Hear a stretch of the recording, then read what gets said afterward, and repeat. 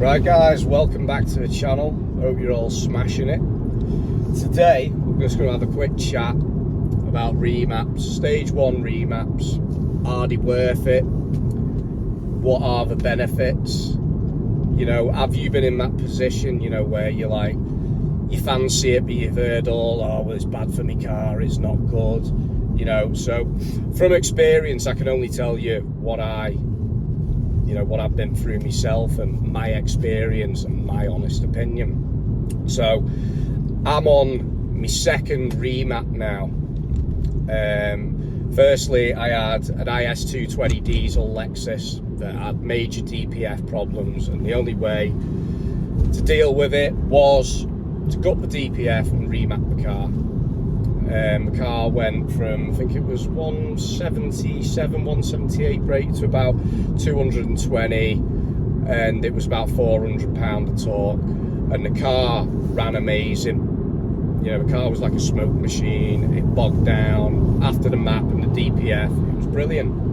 The main thing as well, because it was work runner, was miles per gallon. Within a day, we were well up there. Now, what we're more interested in is the Beamer. So this is the second car I've had remapped. Obviously, it took it from stage 1, took it from 256.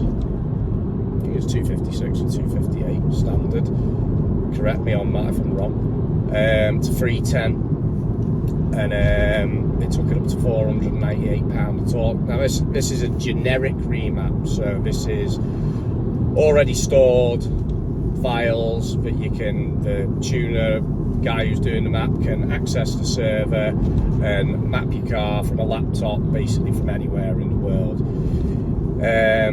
You get a custom remap where the car will be rolled and roaded, and the tune will be specific to your car. Now you'll pay a lot more for that than a generic remap, and it'll take a bit longer as well. Now this has just got a generic remap on it. Am I happy with it? Yeah, I'm made up with it.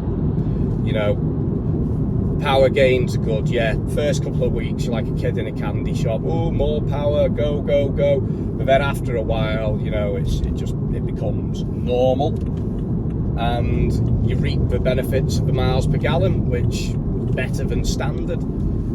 It doesn't put any extra pressure on the car, really, in my opinion. You know, you can go for a stage 2, which then you're looking at bigger intercoolers and stuff like that. And yeah, there we go, and we're off.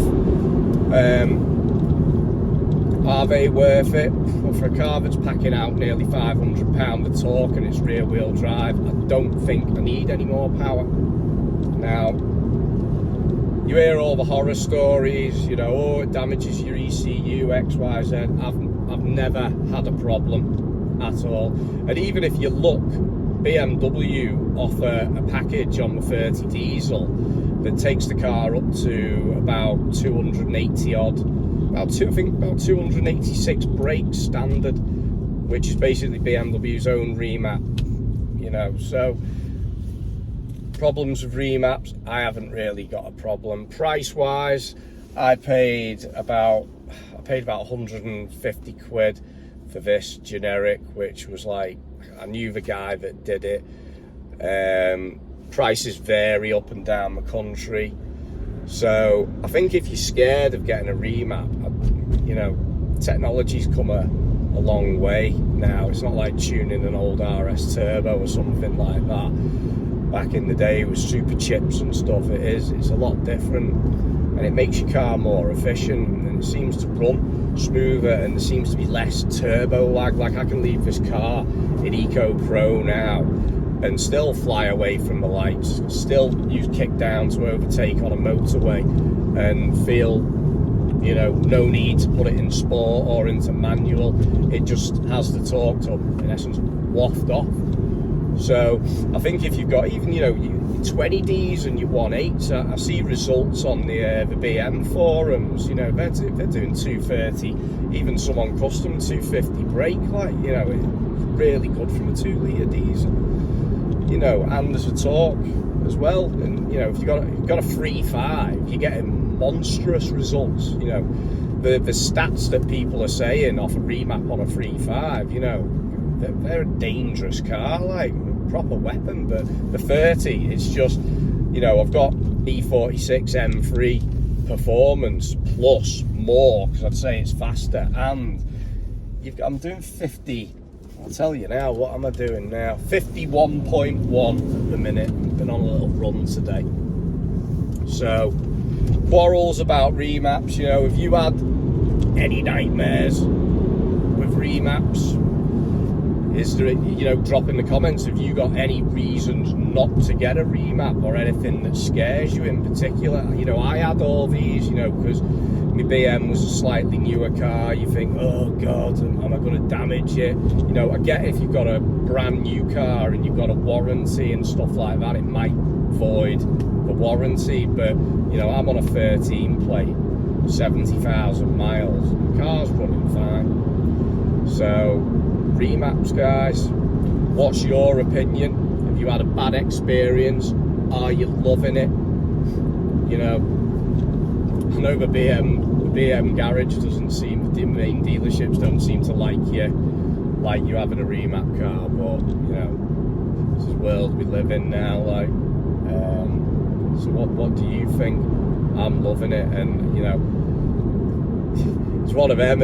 At first, you don't notice it, and you think, well, what if I just spent my money here on? And then, you know, after a day or so, when you put your foot down a few times, you think, hang on, I have got a bit more power here, and, you know, look at my MPG as well. That's gone up as well.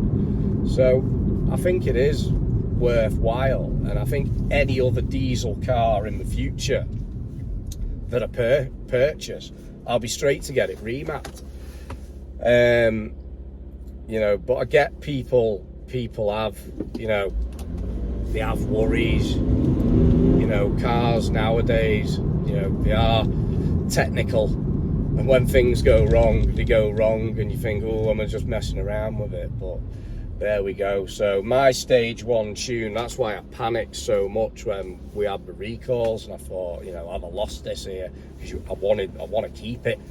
But yeah, just drop in the comments and let me know what you guys think about remaps. Are you on the verge of getting one? Are you sat on the fence, or should I just leave it?